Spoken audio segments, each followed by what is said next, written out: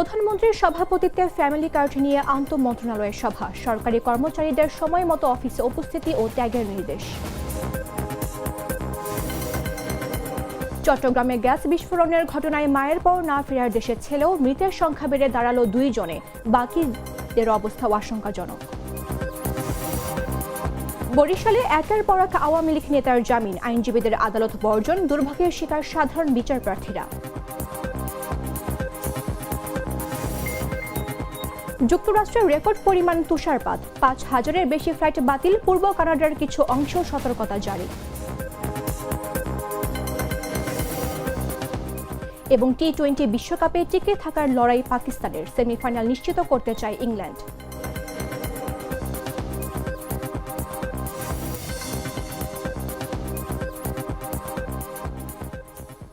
আমন্ত্রণ দুপুর 3টার নিউজে, আপনাদের সাথে রয়েছে আমি মামদুহা রাইসা।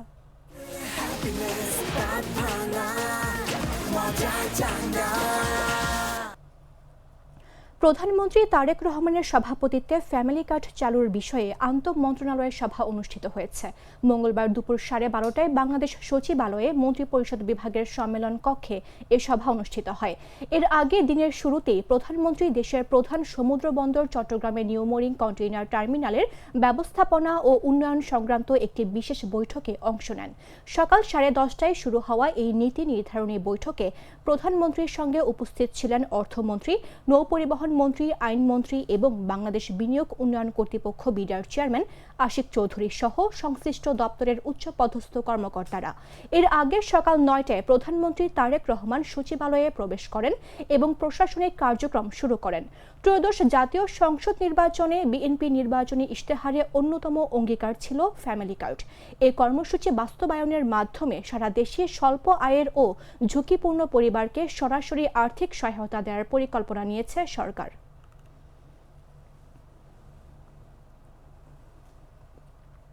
সরকারি, আধা সরকারি, স্বায়ত্তশাসিত ও আধা স্বায়ত্তশাসিত প্রতিষ্ঠানের কর্মকর্তা কর্মচারীদের নির্ধারিত সময়ে অফিসে উপস্থিতি ও অফিস ত্যাগের নির্দেশনা দিয়েছে মন্ত্রিপরিষদ বিভাগ।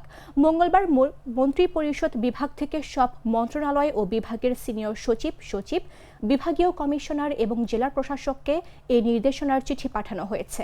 এতে বলা হয়, সরকারি কর্মচারী বিধিমালা 2019 এবং সচিবালয়ের নির্দেশমালা 2024-এর নির্দেশ মোতাবেক সব সরকারি, আধা সরকারি, স্বায়ত্তশাসিত ও আধা স্বায়ত্তশাসিত প্রতিষ্ঠানের কর্মকর্তা কর্মচারীর নির্ধারিত সময় অনুযায়ী অফিসে উপস্থিতি ও প্রস্থানের বাধ্যবাধকতা রয়েছে। এ বিষয়ে প্রয়োজনীয় ব্যবস্থা গ্রহণ এবং অধীন দপ্তর সংস্থাকে এ বিষয়ে নির্দেশনা দেওয়ার জন্য অনুরোধ জানিয়ে চিঠিতে বলা হয়, মাঠ পর্যায়ের সব অফিসের কর্মকর্তা কর্মচারীদের সাপ্তাহিক বা অন্যান্য ছুটির দিনে নিজ নিজ কর্তৃপক্ষের অনুমতি গ্রহণ করে কর্মস্থল ত্যাগ করতে হবে।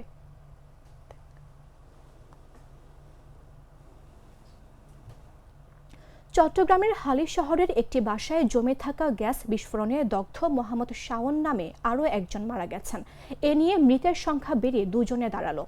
মঙ্গলবার সকাল 7:15টার দিকে জাতীয় বার্ন ও প্লাস্টিক সার্জারি ইনস্টিটিউটের নিবিড় পরিচর্যা কেন্দ্রে চিকিৎসাধীন অবস্থায় তার মৃত্যু হয়। জানা যায়, সকালের দিকে তার মৃত্যু হয়েছে। শাওনের শরীরের 50% দগ্ধ ছিল। তার ইনহেলেশন ইনজুরি ছিল। এর আগে এই আগুনের ঘটনায় শাওনের মা নূরজাহান আক্তার রানী মারা যান। তার শরীরে 100% দগ্ধ ছিল। বাকি 7 জনের অবস্থা আশঙ্কাজনক বলেও জানান হাসপাতাল কর্তৃপক্ষ।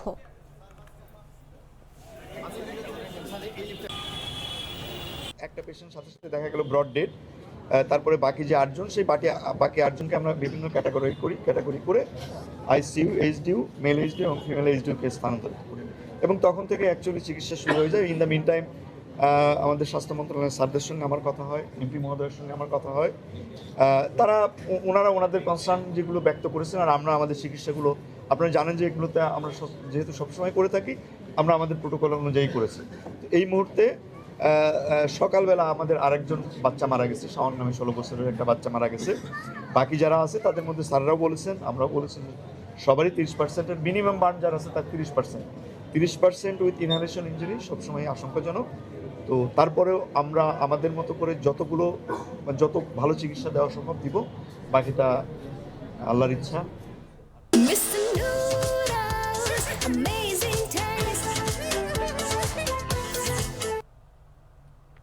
আওয়ামী লীগ নেতাকর্মীদের জামিন মঞ্জুর করে বরিশাল চিফ মেট্রোপলিটন আদালত ও অতিরিক্ত চিফ মেট্রোপলিটন আদালতের কার্যক্রম বর্জন করেছে জেলা আইনজীবী সমিতি, যার ফলে দুর্ভোগের শিকার হচ্ছে সাধারণ বিচার প্রার্থীরা। মঙ্গলবার বেলা 11টা থেকে এ বর্জন কর্মসূচি পালন করেন আইনজীবীরা। জেলা জজ আদালতের সহকারী পাবলিক প্রসিকিউটর হাফিজ আহমেদ বাবলু জানান, যেখানে বিস্ফোরক মামলায় মানুষজনকে জেলা জজ আদালত থেকে জামিন নিতে হচ্ছে, সেখানে কার্যক্রম নিষিদ্ধ আওয়ামী লীগের নেতৃবৃন্দের নিম্ন আদালত থেকে জামিন দেয়া হচ্ছে। সোমবার জেলা আওয়ামী লীগের সাধারণ সম্পাদক তালুকদার মোহাম্মদ ইউনুস আদালতে আসলেন এবং জামিন পেয়ে চলে গেলেন, যেন তার অপেক্ষাতেই ছিলেন তারা। তাই অবিলম্বে অতিরিক্ত চিফ মেট্রোপলিটন আদালতের বিচারকের অপসারণের দাবি করেন তারা। যতক্ষণ পর্যন্ত তাকে অপসারণ করা না হবে ততক্ষণ পর্যন্ত তাদের বর্জন কর্মসূচি চলবে বলে হুঁশিয়ারি দেন তিনি। এদিকে আইনজীবীরা আদালত বর্জন করায় দুর্ভোগের শিকার হচ্ছেন দূর দূরান্ত থেকে আসা বিচার প্রার্থীরা। তারা জানান, যে সমস্যার কারণে বিচার কার্যক্রমে বিঘ্ন ঘটছে, সরকার সেটি যেন দ্রুত সমাধানের উদ্যোগ নেয়। বর্জন করছি এজন্য, আপনার দেশবাসী সবাই অবগত আছেন, অনেক রক্তের বিনিময়ে অর্জিত দ্বিতীয় স্বাধীনতার আমরা শুধুমাত্র তার প্রান্তে উপনীত হয়েছি। এখন প্রশাসনের ভিতর এবং বিচার বিভাগের ভিতর কিছু কলঙ্কিত আওয়ামী লীগের লোক যারা চাকরিতে আছে, তারা এখানে চেয়ারে বৈশা অন্যায় কাজ করতে আছে। হাইকোর্ট, হাইকোর্ট, অনারেবল হাইকোর্ট, তারপর জজ কোর্ট যাদেরকে জামিন দেয় নাই, ওনারা টাকার বিনিময়ে তাদেরকে জামিন দিয়া দেশের যে রাজনৈতিক পরিস্থিতিটাকে উদ্যক্ত করার ঘোলাটে করার জন্য অপচেষ্টা করতেছে। সবচেয়ে বড় ব্যাপার হচ্ছে যে ফেসিস সরকারের যে বড় বড় পদে যারা ছিল তারা এইসব জামিন নিয়ে যাচ্ছে। এই বিষয়টাও আমাদেরকে ভাবাচ্ছে, কারণ আমাদের সরকার সবেমাত্র দখল করতে পারে, এর মধ্যে যদি তারা এইভাবে ছাড়া পায়, বিভিন্নভাবে দেখছি খোলার চেষ্টা করতেছে, এই সরকার কিন্তু বিপদে পড়বে এবং এরা জানিয়ে শুনে আমাদের বিপদে ফেলানোর চেষ্টা করতেছে। এই কারণে আমরা তাদের সাথে আলাপ করেছিলাম, কোনো সন্তোষজনক পাইনি, কিন্তু এরকমভাবে চলতে থাকলে আসলে ভবিষ্যৎ আমাদের খারাপ। এই চিন্তা করে আমরা আদালত বর্জনের কর্মসূচি। ত্রয়োদশ জাতীয় সংসদ নির্বাচনে চট্টগ্রাম 1 আসনে ভোটগ্রহণ ও ফলাফল ঘোষণার পরও বিজয়ী ও নিকটতম প্রতিদ্বন্দ্বী পোস্টার, ফেস্টুন ও ব্যানার এখনও বিভিন্ন সড়ক, বাজার ও গুরুত্বপূর্ণ মোড়ে ঝুলতে দেখা গেছে। এখনও অপসারণের উদ্যোগ নেওয়া হয়নি। উপজেলা সদরের বিভিন্ন স্থান, বাড়িয়ারহাট, জোরারগঞ্জ সহ একাধিক এলাকায় নির্বাচনী প্রচারণার ব্যানার ও পোস্টার অপসারণ করা হয়নি।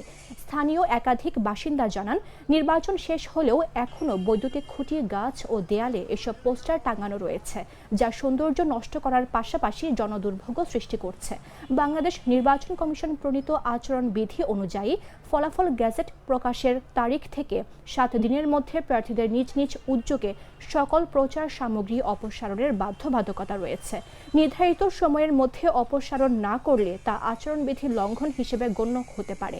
মিরসরাই সহকারী রিটার্নিং কর্মকর্তা ও উপজেলা নির্বাহী কর্মকর্তা সুমাইয়া আক্তার জানান, 13 ফেব্রুয়ারি গেজেট প্রকাশের পর 7 দিনের সময়সীমা এরই মধ্যে অতিক্রান্ত হয়েছে। নির্বাচন কমিশনের নির্দেশনা অনুযায়ী প্রার্থীদের নিজ দায়িত্বে প্রচার সামগ্রী অপসারণ করার কথা। দ্রুত অপসারণের সংশ্লিষ্টদের আবারও অবহিত করা হবে।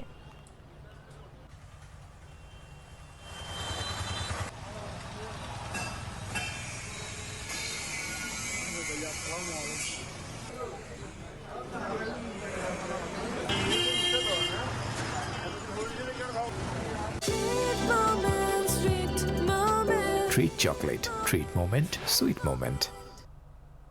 জানাবো আন্তর্জাতিক সংবাদ।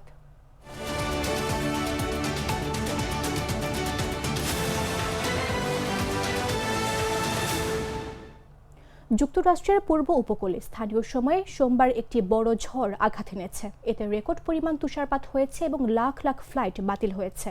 জাতীয় আবহাওয়া পরিষেবা জানিয়েছে, রোডে আইল্যান্ড এবং ম্যাসাচুসেটসের কিছু অংশে প্রায় 37 ইঞ্চি তুষারপাত হয়েছে। এর মধ্যে নিউ ইয়র্ক সিটির সেন্ট্রাল পার্কে 19 ইঞ্চিরও বেশি তুষারপাত হয়েছে।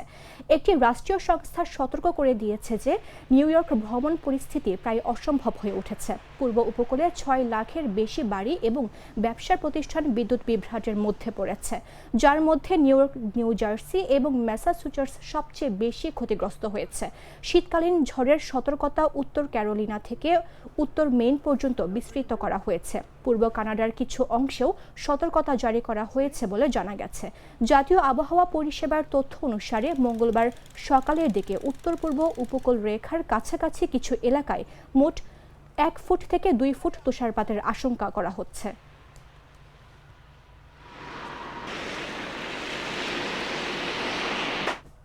সংবাদ শেষ করব খেলার খবর জানিয়ে।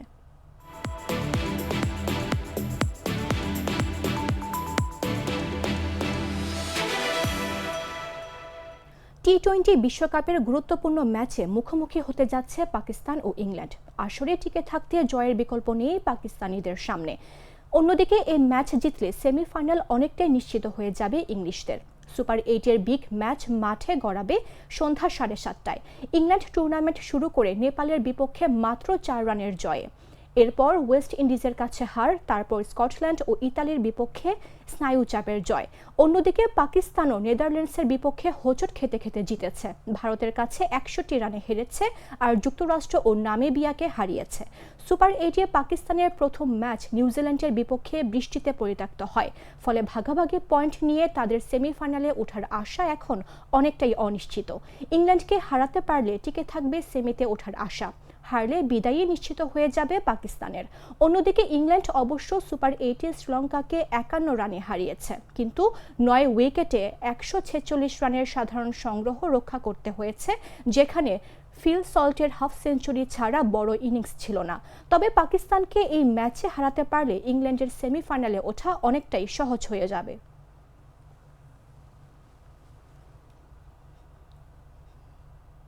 সংবাদ শেষ করার পূর্বে শিরোনামগুলো জানিয়ে দিচ্ছে আরো একবার।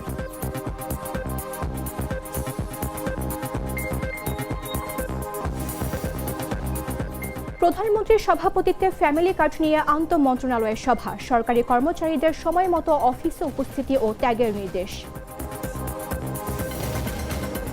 চট্টগ্রামে গ্যাস বিস্ফোরণের ঘটনায় মায়ের পর না ফেরার দেশের ছেলেও, মৃতের সংখ্যা বেড়ে দাঁড়ালো 2 জনে, বাকিদের অবস্থাও আশঙ্কাজনক।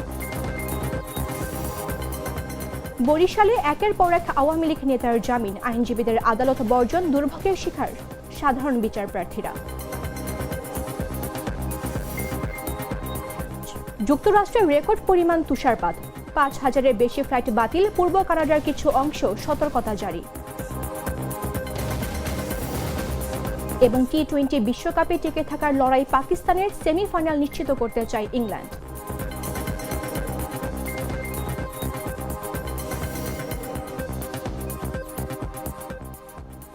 দর্শক, এই ছিল এখনকার মতো।